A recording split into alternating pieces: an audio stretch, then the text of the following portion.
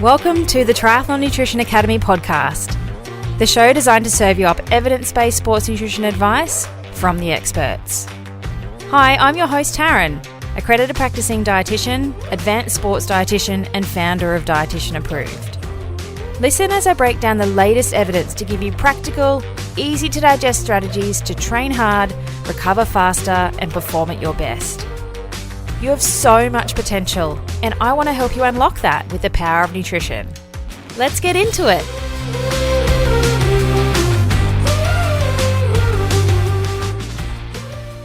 Have you ever got to a race and realised you'd forgotten something? It's the worst. I've forgotten goggles and had to buy them at the expo. I've forgotten my race belt. You know, the one that you toggle your race number to? I had to pin my number to my tri-suit, which is not ideal because it makes holes. I've forgotten my shoes once, not my runners. I wore my runners to the race and then, put them in transition and realised I had nothing to put on my feet. So I don't think these failures are so bad. I've seen way worse. I've seen people forget helmets, bike shoes. I've seen people forget nutrition. But, I pretty quickly wised up. Like after a couple of races, I was like, right, I'm going to write this stuff down, have a list, and make sure that every time I race, I just tick it off and then I'll never forget anything. And so the race day pack list was born. If you're new to triathlon, this is going to be gold. But if you've been doing it for a while, I reckon you're probably across most of these things. But I guarantee listen and you'll learn something or maybe pick up a tip or two. So if you want to download a copy of this, head to dietitianapproved.com/race pack list. It contains everything that you're going to need to pack for race day.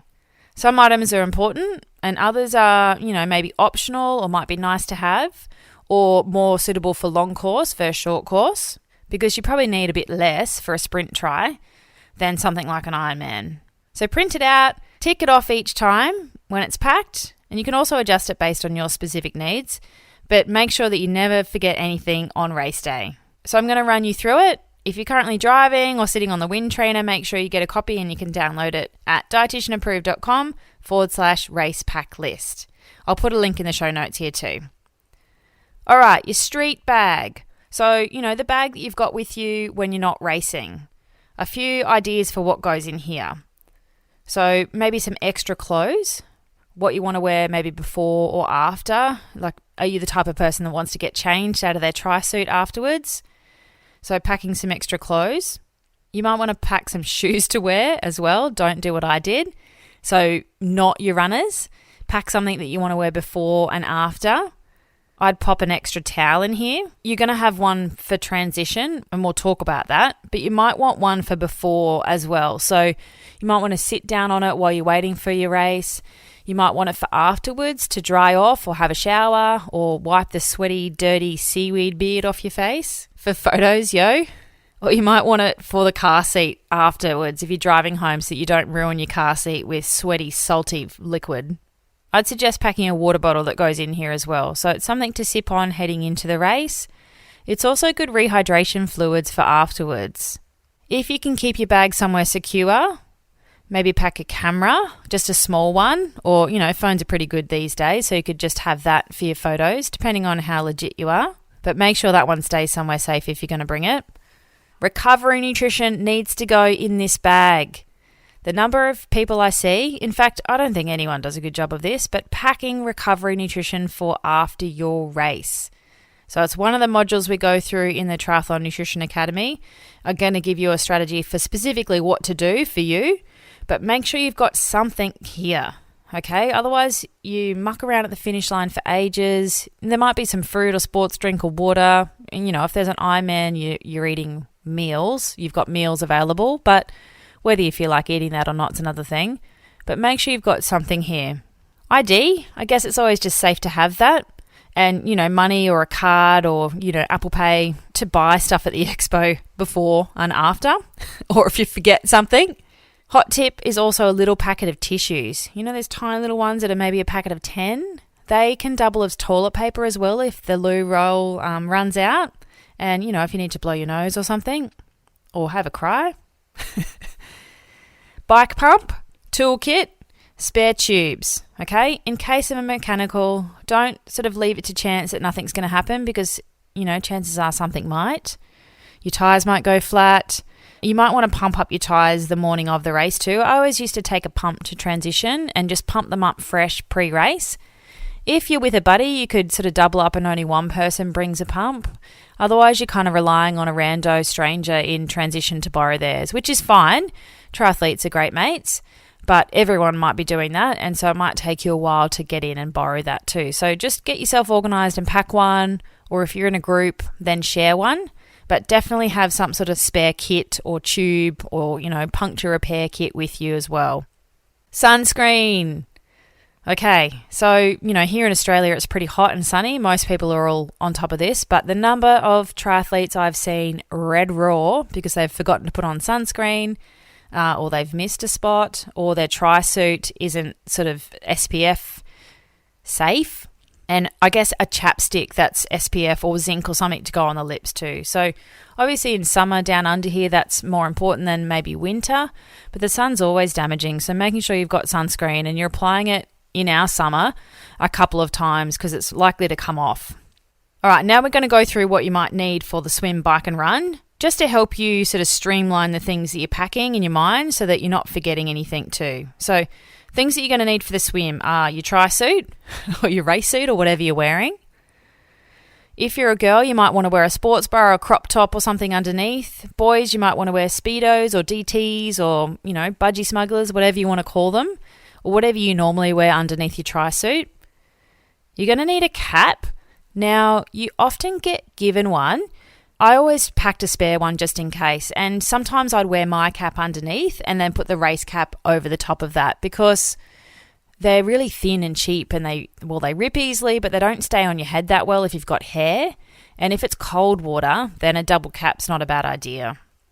You're going to need your goggles, and hot tip, take some goggle anti-fog spray so that you can see.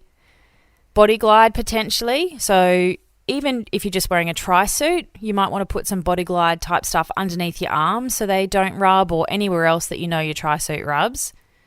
Your pre-swim nutrition, so whatever you're going to have pre-race, you want to pack with you as well. So I popped it in here in this swim section to make sure it's not forgotten. And obviously that's going to be different depending on the type of race that you're doing, whether it's just a sprint or Olympic versus 70.3 and beyond. You might want to have a different strategy for different races, but making sure that you do pack that and you don't forget it. Sunscreen, so making sure you put sunscreen on before the swim and give it enough time to make sure that it's soaked in before you get in the water. Otherwise, it's just going to wash itself off. Towels. So we've already talked about this, but you might want one for transition and then one for your street bag for sort of before, after the race. So the one that goes in transition, my hot tip here is to have a really loud, bright, out there towel, something that you can easily recognize.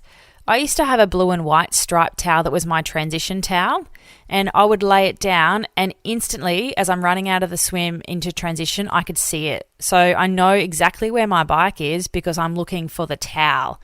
I'm not looking for the bike in the sea of bikes because it'd be impossible.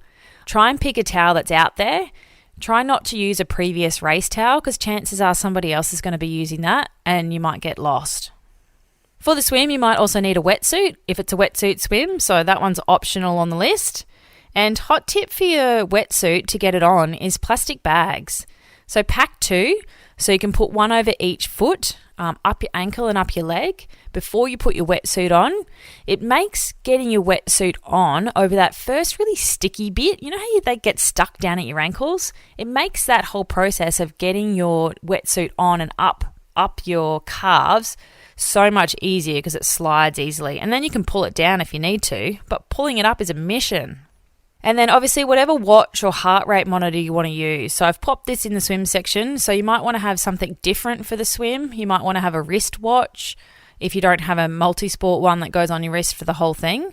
If you want to track your swim, and heart rate monitor on if you want that for the race as well. So optional. All right, things you're going to need for the bike. You're going to need your bike, obviously. You're going to need your bike shoes and your helmet. You might want to bring sunnies here.